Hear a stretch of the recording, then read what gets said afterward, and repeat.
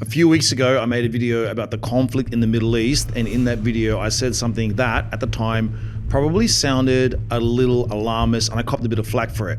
I said the real danger wasn't just higher fuel prices, it wasn't just what you pay at the Bowser. It was what happens next, because almost everything in modern Australia depends on energy, depends on fuel. We've got food, transport, manufacturing, freight, all of our supply chains, the trucks that move goods around the country, the tractors that harvest all the crops, the refrigeration systems that keep food fresh, the ships that bring products into Australia. And I warned that if the conflict dragged on and energy costs remained elevated, those higher costs would eventually start showing up somewhere else all over our economy, and it would show up in your weekly grocery bill. Well, now we're starting to see exactly that happen. Sure, prices in the supermarket go up every year. There's basic inflation in the economy, which every single year it does roll into those prices. That's life. But brand new data shows the price of some supermarket staples has jumped by more than 10% in a matter of weeks. Yes, weeks. You heard that right. Double-digit increases at a time when Aussies are already struggling with the cost of living. So what is actually going on here? Is this simply the delayed impact of higher fuel and freight costs? Are supermarkets passing on genuine increases from suppliers, or is something else happening as well? Let's unpack it. One of the problems with inflation statistics is that they're averages. The averages don't always reflect real life. You might hear that inflation is running at just above 4%.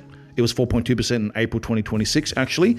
But if the products you buy every week are rising by 10 or 12%, that's really the number that matters to your household budget. So your household inflation number might actually be a lot higher than the reported national number. According to a new supermarket pricing data compiled by price comparison platform Zift, butter rose by almost 12% at Woolies and Coles between February and late May. That's big. Woolies home brand milk rose about 12% between the start and the end of May. Coles put up the price of diced chicken by 12.5% in late April to match Woolies' price for the same item. A 750ml bottle of Cobram olive oil has jumped this year from about $22.80 to $25. And during February, before the Middle East conflict broke out, the price of a pack of beef mince jumped 12.5% at both Coles and Woolies. Now, these aren't luxury items. These are grocery staples. They're the products that everyday Australian families put in their supermarket trolleys every single day. And when essentials rise by double digits, people notice, and there's a real impact on households. What's fascinating is that Aussies aren't simply absorbing these increases, they're adapting. A recent survey by the ING Banking Group found that 88% of Australians reported paying more for groceries over the past year. But more importantly, as a result of these price increases, many have changed their behavior. People are increasingly buying home brand products, shopping around more aggressively, buying in bulk, switching supermarkets entirely, and incredibly, 55% of people ING survey said they were changing what they ate. Think about that. People aren't just changing what they buy, they're actually changing their diets because of food prices. That tells you cost of living pressures are still very real. Despite all the political discussion around inflation easing, many households clearly don't feel like life is getting cheaper, so they are changing what they eat. However, there were a few caveats to these changes in dietary behavior. 27% said they weren't prepared to cut back on eating meat and fish, even if it was more expensive. And 27% said they weren't going to substitute their favorite brand of tea and coffee for a cheaper option. People are willing to compromise, but not when it comes to caffeine. One of the reasons Aussies are becoming frustrated is that it feels like we've already been here before. In the last couple of years, we've lived through higher mortgage repayments, higher rents, higher insurance premiums, higher electricity prices, higher grocery bills. Then inflation started coming down. The headlines became more positive, and many people assumed the worst was over.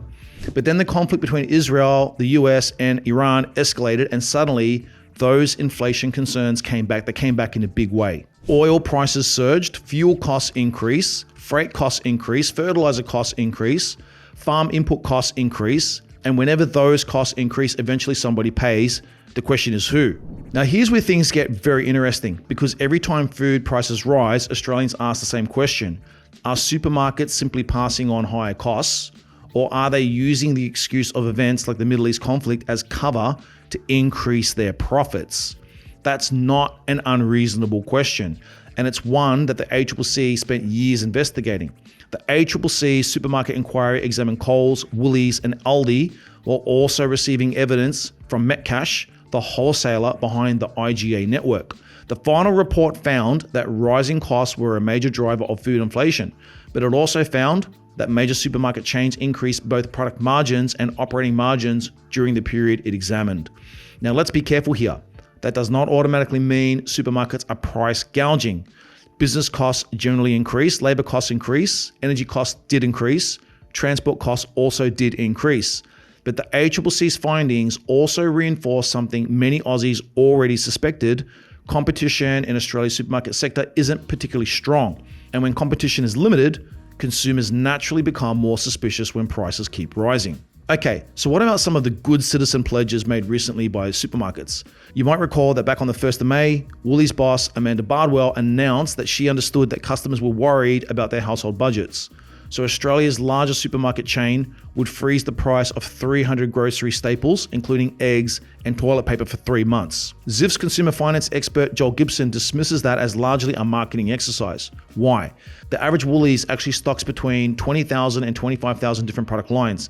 So freezing the price of 300 products for 3 months isn't such a big deal. Here's what worries me and might possibly worry you as well. Not that prices have already risen as a result of the Middle East conflict, but that we may still be in the early stages of this process. It may get much, much worse from here. You see, grocery prices often move with a lag. Fuel prices rise first, freight costs rise next, supply costs rise after that. Then supermarket prices eventually adjust, which means the grocery prices we're seeing today may partly reflect cost increases that occurred months ago, possibly even before the latest escalation in the Middle East. If that's true, then the bigger question becomes, what happens if energy markets remain volatile? What happens if shipping costs remain elevated? What happens if geopolitical tensions do continue? Because food inflation isn't like a new iPhone becoming more expensive. Food is not discretionary. You can't postpone eating. You can't defer feeding your family till next year. And lower income Aussies tend to spend a much larger share of their income on food, which means they feel these increases first and the hardest. Now, this is much more than just about grocery prices. It's about confidence, because when households feel squeezed, they spend less elsewhere. They delay purchases, they postpone holidays, they avoid discretionary spending, then businesses feel it. Consumer confidence weakens, economic growth slows. And if inflation starts rising again at the same time, that's a real problem. This is why I keep saying inflation isn't just an economic statistic. It's a quality of life issue. It's about how people actually live. And right now, we're seeing a combination of factors that should make all of us pay attention. We're seeing global conflict, energy uncertainty, higher supply chain costs, persistent cost of living pressures, and a supermarket sector that many Aussies simply do not trust. So what if we're asking the wrong question? Maybe the biggest mistake we're making is focusing exclusively on grocery prices, because supermarkets are only the final stop in a very long supply chain. The real question might be this: how resilient is Australia's food system when global shocks occur? How dependent are we on imported fuel? How exposed are we to disruptions in global shipping?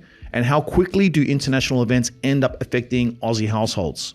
Because if conflict on the other side of the world can eventually affect what Aussie families pay for chicken, milk, and butter and what they actually eat, then perhaps our economy is more vulnerable than many people realize. So when I warned that the Middle East conflict could eventually hit grocery prices, this is exactly what I was talking about. Not because the war directly affects Australian supermarkets, but because energy affects everything, and everything eventually flows through the economy.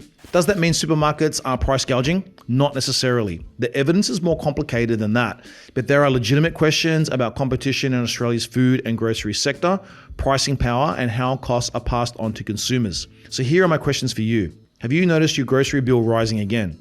Do you think it's mainly due to higher fuel and fertiliser costs, with supermarkets simply passing those costs on, or do you think there's something else going on?